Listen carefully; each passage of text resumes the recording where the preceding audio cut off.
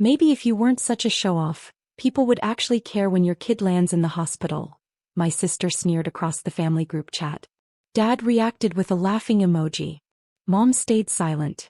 The message hovered on my screen like a knife, casual cruelty wrapped in digital noise. Hi everyone, my name is Clara Maddox and I'm 33. The night my son couldn't breathe, I dialed every family number I had saved. No one came. And if you think you know how this ends, stay tuned.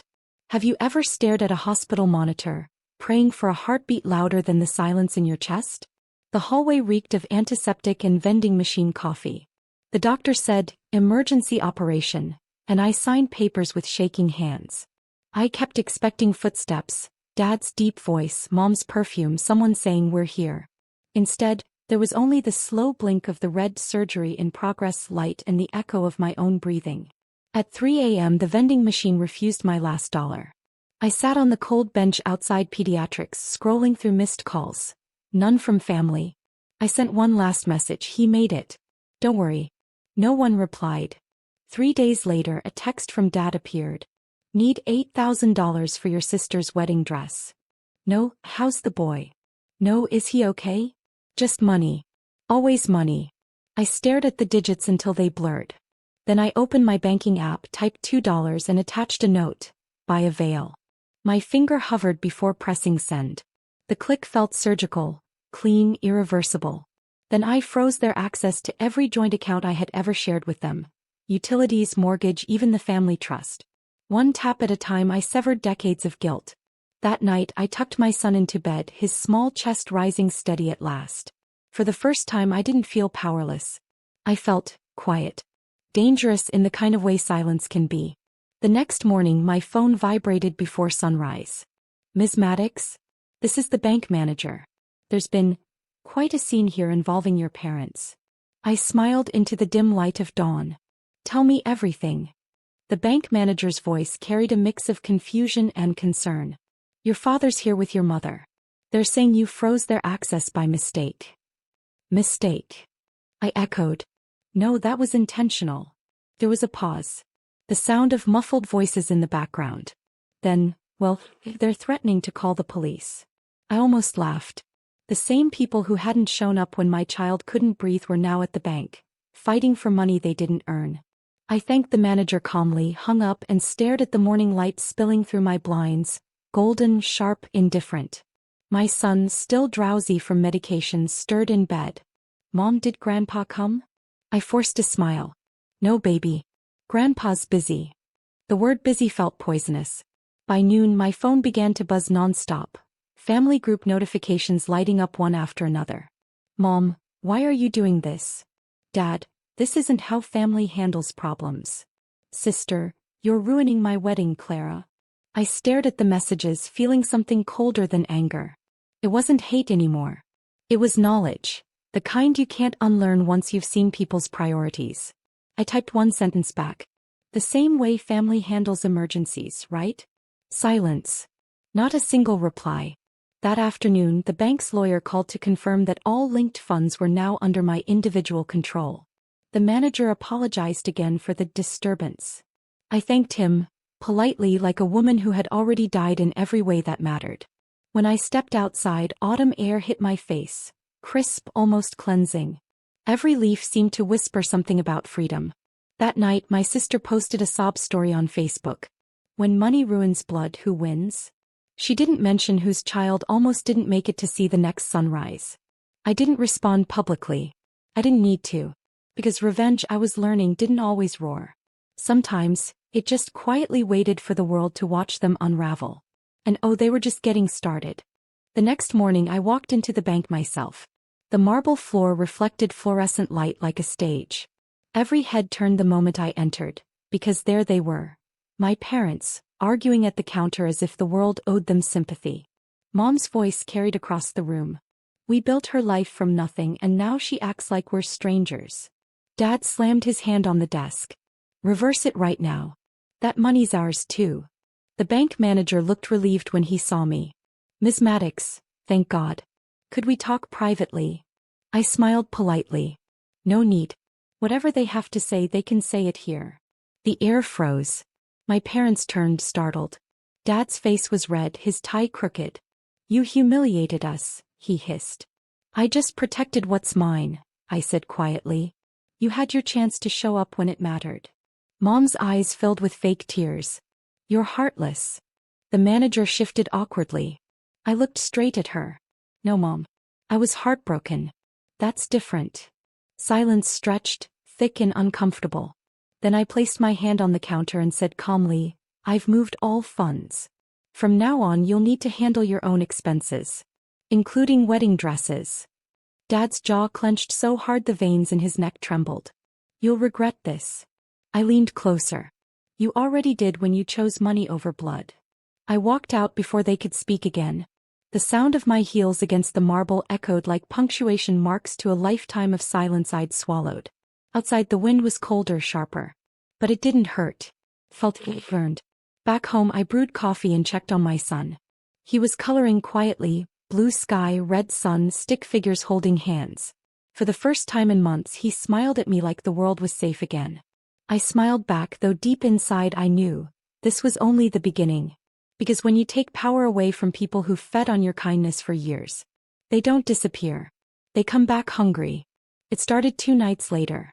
My sister's fiancé called me out of nowhere, voice trembling, polite but strained. Clara, your parents told me you were having financial issues. They said your son's hospital bills were unpaid. I froze mid-sentence. Excuse me. He hesitated. They said you might try to take money from the wedding fund. For a second I couldn't breathe. I looked around my quiet kitchen. Unpaid bills stacked on the table, the faint hum of the refrigerator, my son's drawings still pinned to the fridge. Everything felt so small compared to the storm they were creating. Thank you for calling, I said finally. But next time verify your stories before you believe them. Then I hung up. By morning whispers had spread. A cousin texted me, heard you're broke? Should have saved instead of playing the hero. The family chat was alive again.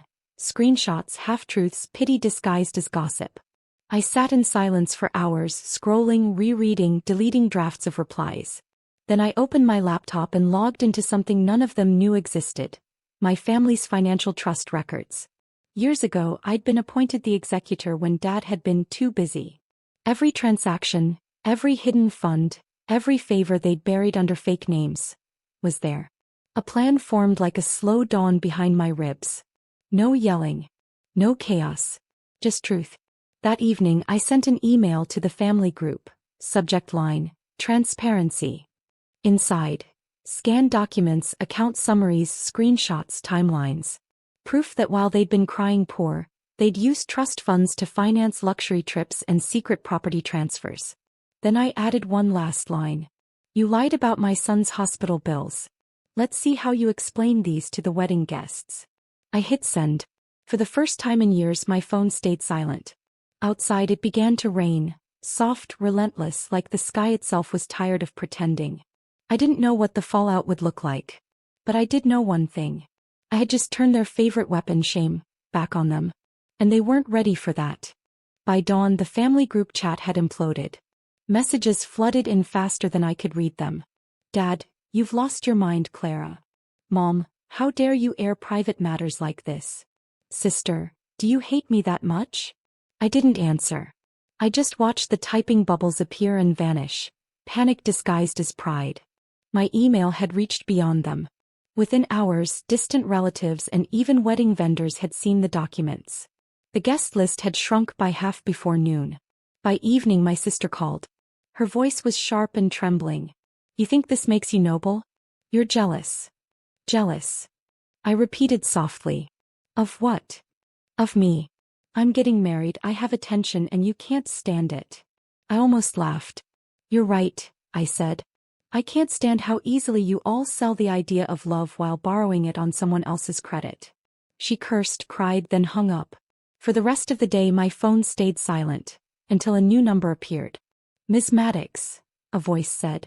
This is Detective Harris from Financial Crimes. We received an anonymous report about suspicious family fund activity under your name. Your parents have filed a complaint. My breath stilled. I could hear my son's TV in the background, a cartoon theme song echoing through the hall. I see, I said evenly. Then you'll want to check the same documents I just sent to every single one of them. There was a pause.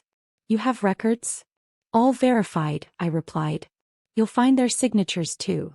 Silence again, then a soft, understood. We'll be in touch. When I hung up, my hands trembled. Not from fear, but from the realization that I had finally touched the untouchable. They'd always believed I'd stay quiet, sentimental, compliant. Now their lies had legal weight and names attached. That night I tucked my son into bed and whispered, "We're almost free." He smiled sleepily. "Free like the birds?" "Exactly like the birds," I said. Outside, thunder cracked, low and distant. The kind that warns a storm has only just begun. 2 days later, the story hit the local news. Not by name, but the headline was unmistakable. Prominent family accused of misusing child's medical trust. My inbox exploded. Old friends messaged cautiously, pretending to check in. The same people who had ignored me during my son's surgery now suddenly remembered how to type my name. I didn't respond. I didn't need to. The detective called again that afternoon. "Ms. Maddox, your records checked out. It appears your parents diverted trust funds into private accounts. We'll need your cooperation moving forward." "Of course," I said. "Just tell me what you need." When I hung up, I realized my hands were steady this time. No shaking. No guilt. Just clarity. That evening, I received a voicemail from Dad. His voice sounded small, something I'd never heard before. "Clara, your mother hasn't stopped crying. Your sister's wedding, it's falling apart. Please undo this before it destroys us." I listened twice, then deleted it. Later that night, I walked into my son's room. He was asleep, one arm around his stuffed bear. The hospital bracelet still sat in the drawer beside him, a quiet reminder of what silence had cost me. I took it out, ran my thumb across the faded print, and whispered to the dark. "They destroyed themselves." The next morning, a lawyer representing the family called. "Your parents want to settle this privately. They're offering to transfer property and funds in exchange for your silence." I smiled faintly. "Tell them I prefer transparency." He sighed. "You know this could ruin them." I leaned back. "Then maybe ruin is overdue." That night I wrote a letter, not to them but to my son. I wanted him to know that silence isn't kindness when it protects cruelty. Then I lit a candle and placed the hospital bracelet beside it. The flame flickered against the window pane, dancing like truth itself, fragile, persistent, unashamed. Outside the rain had stopped. But something else had begun, the quiet part of revenge that doesn't burn. It rebuilds. The following week felt unreal. The wedding venue cancelled, claiming reputation risk. My sister went live on social media, crying about family betrayal and lies spread out of jealousy.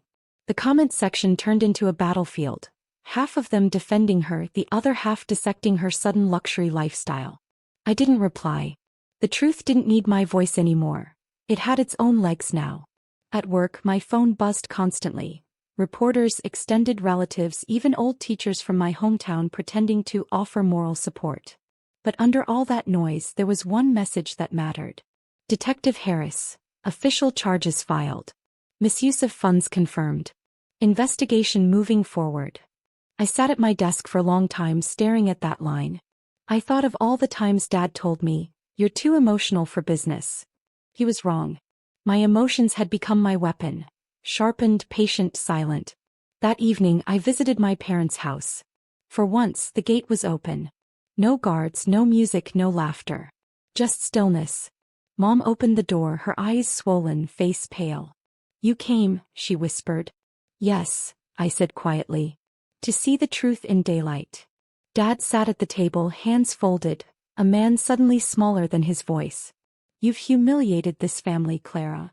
I looked around, at the untouched wedding decorations piled in the corner, the expensive fabrics draped over chairs, the silence.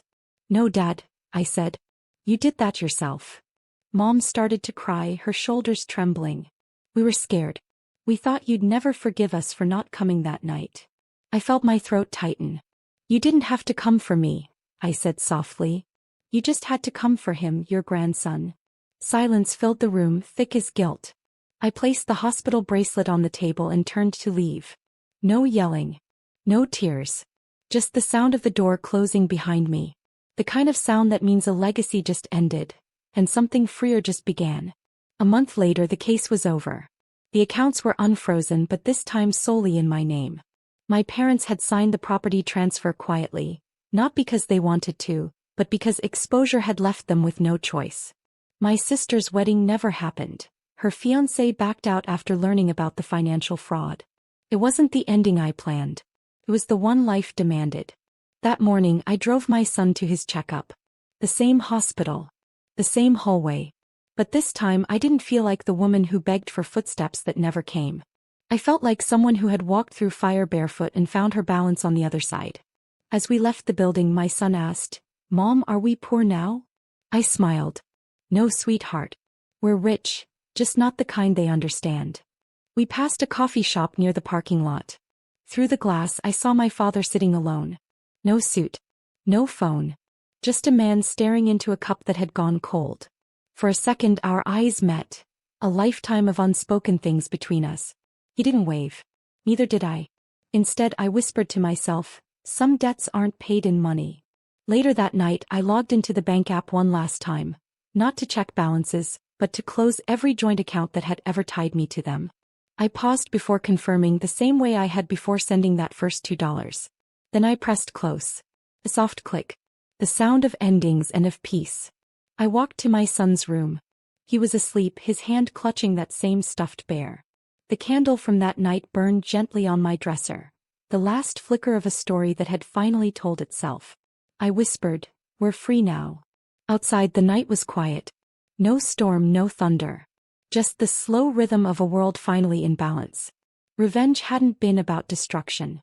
It was about restoration. About building something unbreakable, quietly from ashes. And for the first time in my life, that felt like justice.